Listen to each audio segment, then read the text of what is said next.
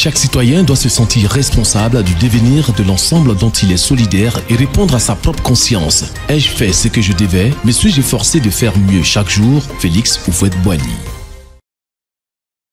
Nous sommes le jeudi 7 août du 8e mois de l'année 2025.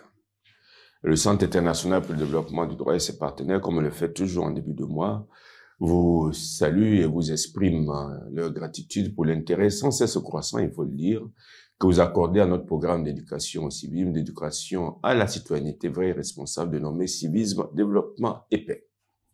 Depuis quelques semaines déjà, nous parlons du pardon, cet oxygène qui permet autant à la société qu'à chacun de nous de respirer correctement.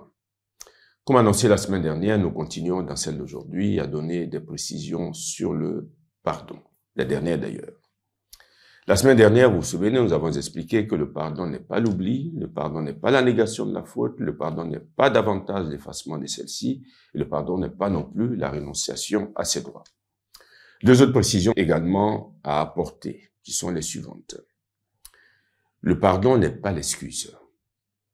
L'excuse minimise la faute et aboutit à enlever à l'auteur sa liberté, sa responsabilité, qui sont des biens précieux pour tout homme. Deuxième précision, le pardon n'est pas la condescendance. On ne pardonne pas en faisant étalage de sa noblesse morale, ce qui finalement aboutit à quoi? À humilier le coupable. Nous le verrons par la suite d'ailleurs, le pardon est un acte d'humilité, aussi bien de la part de celui qui pardonne que de celui qui reçoit le pardon. Mais alors, si le pardon n'est pas tout ce qu'on avait dit, tout ce qu'on a dit aujourd'hui, si le pardon n'est pas tout cela, alors quel est-il?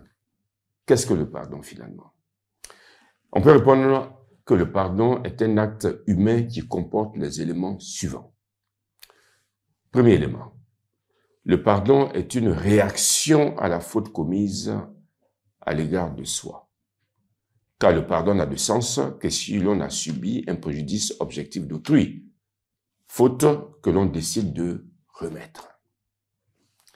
Deuxième élément, le pardon est une réaction de liberté. En pardonnant, on libère librement l'auteur autrui de la faute commise à notre égard. On se libère soi-même par ricochet. De quoi? Du cercle vicieux de la rancune et du ressentiment qui font tant de mal, aussi bien physiquement que moralement.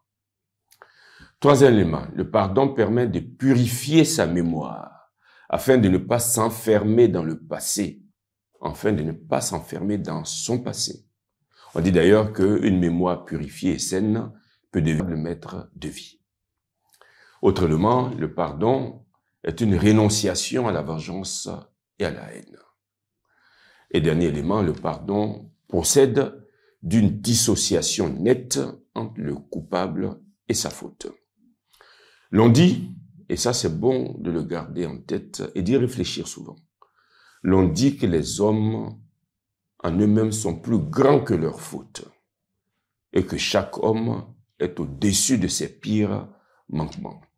Donc, il faut éviter de confondre le coupable et sa faute.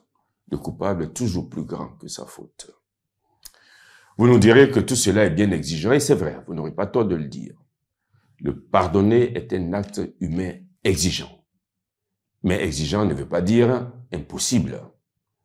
Le pardon est toujours possible. C'est pourquoi la semaine prochaine, nous attellerons à donner quelques attitudes qui favorisent le pardon.